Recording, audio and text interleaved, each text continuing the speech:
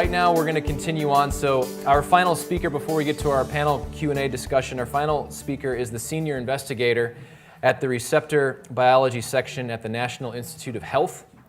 So please give a warm welcome to Dr. Katherine Roche.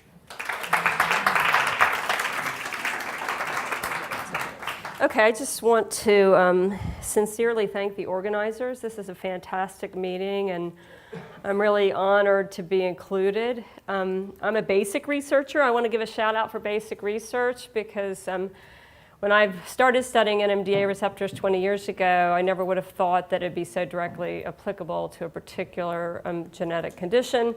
And the fact that we can build on knowledge that researchers have accumulated over that time is important. I would also like to say I'm really inspired by the families to come here and to organize this and make something out of nothing in just a few years, and hopefully it'll reap a lot of benefits. Hopefully we can collect more of the information and share it, because one of the hurdles is communication between basic researchers, neurologists, the patients, the clinicians, et cetera, geneticists. So I always give talks to people in my field, and so I was pretty nervous about this. So I had my graduate students find some more intriguing gifts online. And so I'm going to reiterate some points, and then I will get into actually some data. And depending on time, I don't have to get through all the slides. I don't have to get through half the slides. So as we go along, if we start to run over, just blow a whistle and I'll stop. As was mentioned, the brain's made up of neurons. The neurons have to communicate with one another. They form circuits. They're the reason we can see and breathe and think. And if an excitatory neuron is activated and fires an action potential and activates the adjacent one, that's excitatory, and glutamate receptors are key to that. This is several artist renditions of artistic views of the synapse. The presynaptic terminal is where the synaptic vesicles are. When this neuron fires, it spits the neurotransmitter out into the cleft. The cleft binds to the receptors on the postsynaptic side. And for excitatory synapses, the majority are on spines, which are these protrusions on the postsynaptic side. This is yet another cartoon, or I guess video. And this one actually has the receptors. And I like this to kind of point out some similarities and differences from the talks we heard earlier. We've heard a lot about the ligand binding domains and the amino-terminal domains. And those are sticking out into the space, so they're accessible to the neurotransmitter. But there's a whole region of the protein complex that's inside the cell that's bound to proteins at the postsynaptic density. And these are quite important as well. And years ago, I'm not an electrophysiologist, Mark Mayer, Steve probably knows Mark Mayer, a physiologist told me that he had been to a talk and had an epiphany where the person was studying ion channels and saying they tend to think of them as isolated units, but instead we should think of them more of like a tree in the ground. And if you pulled the tree out, if you pulled it out of the lipid, the receptor, if you pulled the tree out of the ground, you would find an elaborate root system, and there would be things hanging off the roots. So that's the way we need to think of these. These are part of complexes. They're not single. The receptors aren't entities only unto themselves. I went to brainfacts.org, which is an interesting site that you guys might want to look at. That's just basic neuroscience for the most part, but you can search. So these are real images. These are images, not artistic interpretations, but in fact staining of neurons. In the hippocampus, the green neuron is a pyramidal neuron, and the red are the interneurons. And it makes the point that Steve made that this is incredibly complicated. You have a single neuron that's getting many thousands of inputs. So there's many thousands of synapses, and it's having to integrate all that information. This is a single neuron, and this is closer to what we actually do in the lab, although this is more beautiful. I got it off BrainFacts. But it's a single neuron where you can see in blue the cell body. These thick blue processes are dendrites. And what's labeled in yellow are the spines. And these are because this particular neuron in a dish has been stained to light up the proteins that are on the postsynaptic side, including the receptors. And once again, Steve showed an electron micrograph. This is even higher power. This is an electron micrograph where you can see at very, very high resolution a dendritic spine. It's this protrusion and the presynaptic terminal in the cleft. This dark substance is a whole conglomeration of proteins, which is where the NMDA receptors are, but other receptors as well, and the proteins they bind to. So this is already 14 years old in the life of a scientist. This is, this is old, very old. But it makes the point that in this cartoon, you have at an excitatory synapse, most typically almost on spines, you have different subtypes of glutamate receptors, NMDA receptors that we're interested in. But once again, this incredible complex of one protein binding to another protein, binding to another protein. And it's only through the explosion in human genetics that we realize some of these other proteins like SYNGAP and SHANK are now clearly implicated in other rare disorders resulting in either autism phenotype or intellectual disability. So it's not just the receptors, it's this whole complex, and if it's not formed correctly, you're not going to have proper neurotransmission. So glutamate's the excitatory neurotransmitter that we've been talking about all throughout your brain. Essentially every neuron has glutamate receptors in it, but they don't have the same types. So I just want to make the point that NMDA receptors are one subtype, but there's also other subtypes. And depending on the age and development and what part of the brain you're studying, the complement, the accumulation of these different subtypes will vary. And as Steve also mentioned, in response to synaptic activity or experience, you get changes in the types and the amount of glutamate receptors. We already saw something similar to this. They're tetramers. Well, I will say, having been a basic scientist for many, many years, studying this part is always kind of funny to me that the structure of the NMDA receptors, they actually lop this off. So when you see the crystal structure, beautiful images that Steve put up where they overlay the different residues, they don't have the C-terminal domain. So I like to make a shout out again that it's actually really important, the C-terminal domain of the NMDA receptors. They're a little bit more tolerant to variation compared to some of the regions that Steve was discussing. But there are some variants in the C-terminal domain that are important. We know from animal models from 20 years ago that if you make a mouse that doesn't express 2B, the mouse doesn't live. It's lethal. However, they've also made mice, over 15 years ago, where they make a mouse with GRIN2B, GLUN2B, without the C-terminal domain, and it doesn't live. And in fact, the 2A knockout mouse and without the tail phenocopies. Phenocopies means it behaves the same. So we know these C-termini are. Anyway, so the C-terminal domain is absolutely important. And for the GRINs, GRIN2A and 2B, they're really big.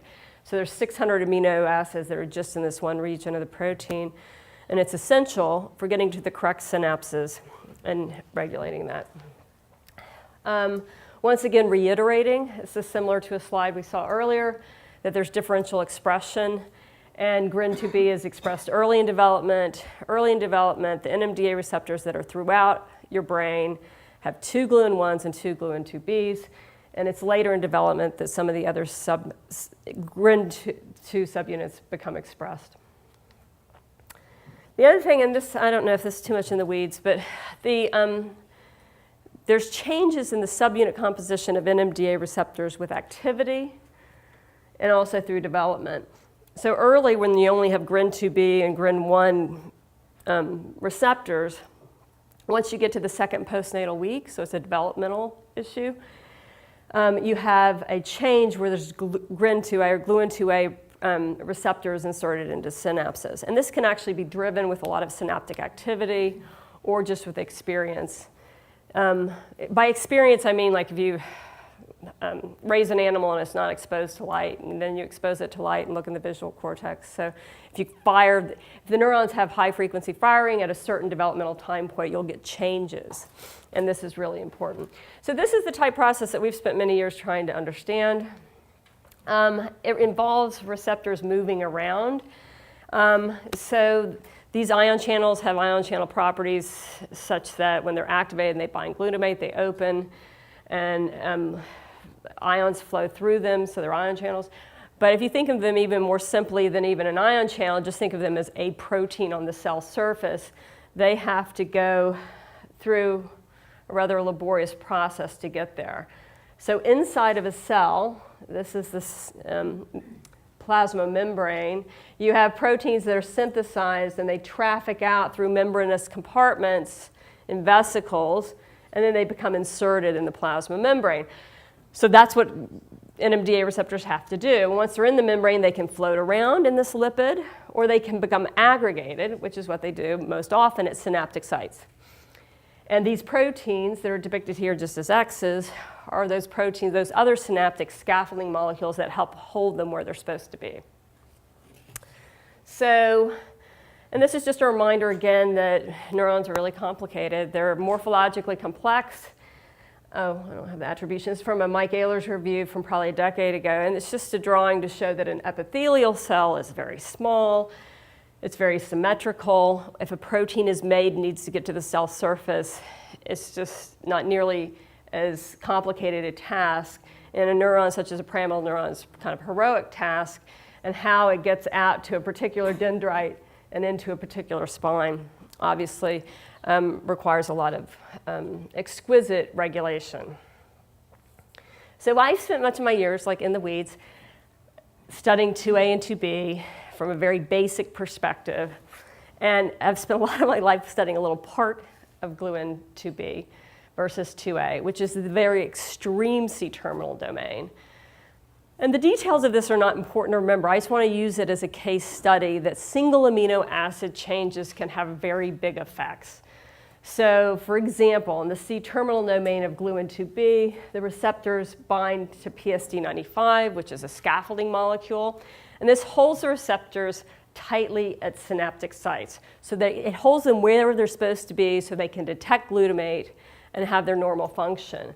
However, you can modify a single residue by an enzyme called a kinase. You can phosphorylate this residue and disrupt this and destabilize the surface expression. The protein's not affected permanently. It's dynamic. It can go on and off, but it can have a big effect. So if this, for example, this residue can't be phosphorylated, it would stay on the surface in an unregulated fashion. And if it gets hyperphosphorylated, it would be a big problem. You wouldn't have enough on the surface. There's also motifs nearby on 2B that regulate the trafficking and the internalization. Internalization is when the cell takes things from the membrane and brings them inside the cell, and this is a way to downregulate receptor signaling. So, like I said, I don't want to get into the details of the actual experiments, although we do a lot of basic experiments. We're biochemists primarily. This is emphasizing the point that this single amino acid in GRIN2B can be modified robustly by a single enzyme. And even though the amino acids in that region in 2A look identical, in our assay, 2A can't be affected as much.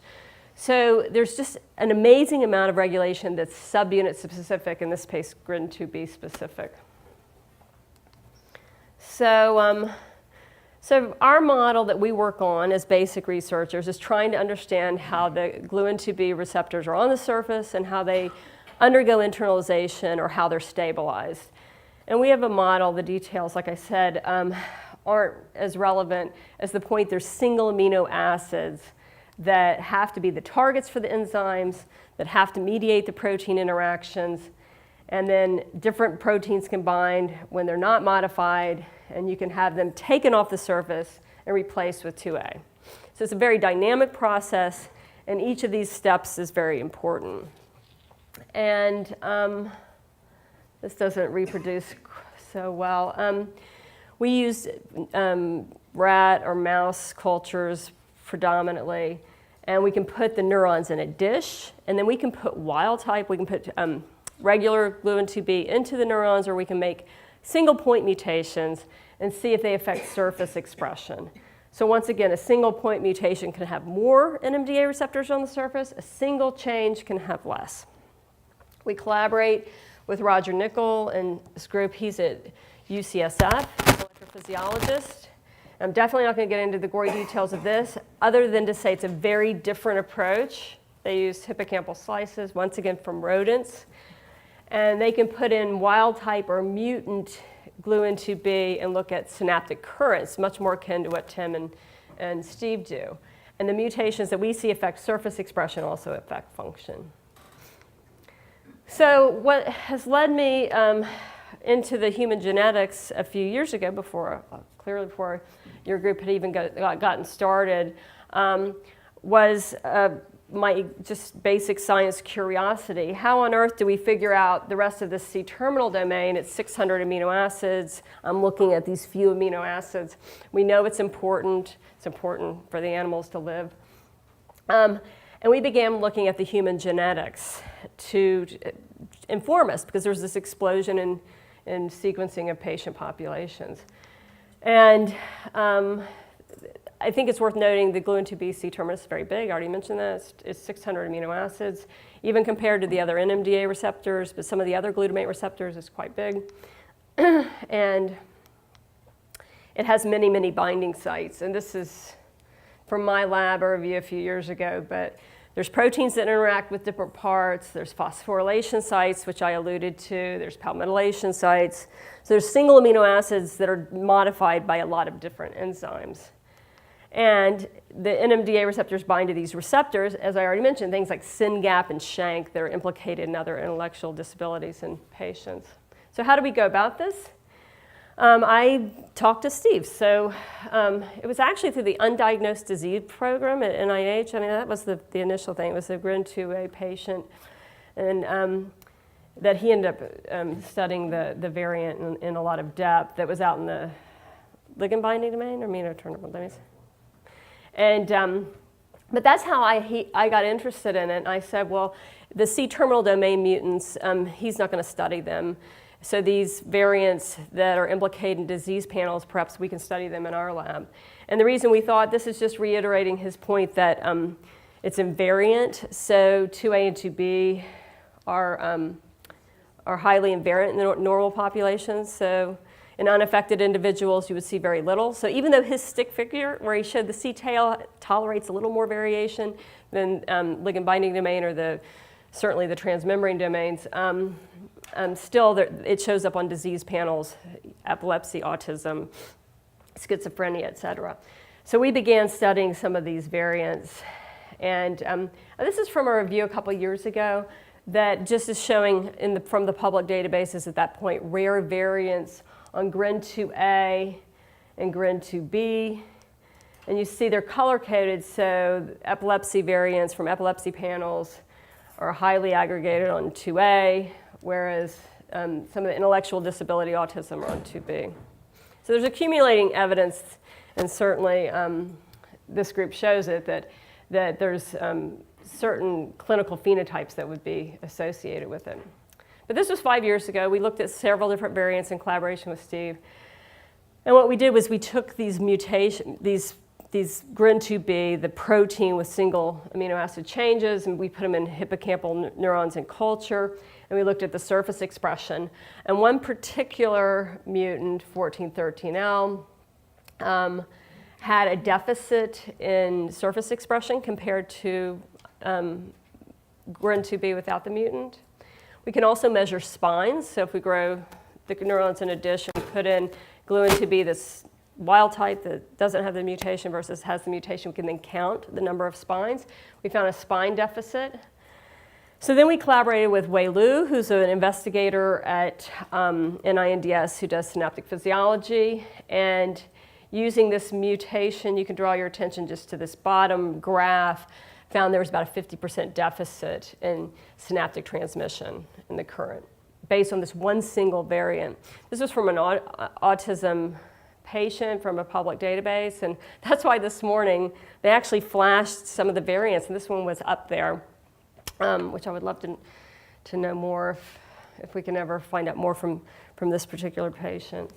So I'm going to end. This is, I excuse the raw data, particularly for Steve and Tim. This was the stuff he said we talked about last night. We were so intrigued by this one variant, this 1413. It's 1413 in mouse, it's 1415 in human.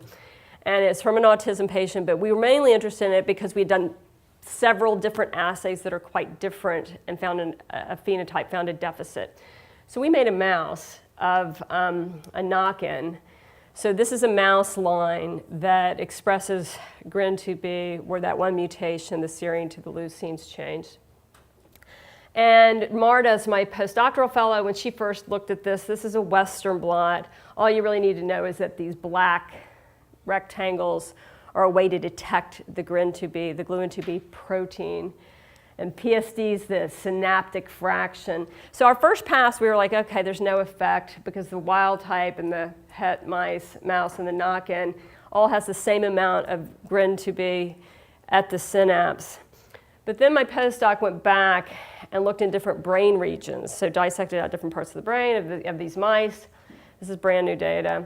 And what she found is that in cortex, you don't see an effect.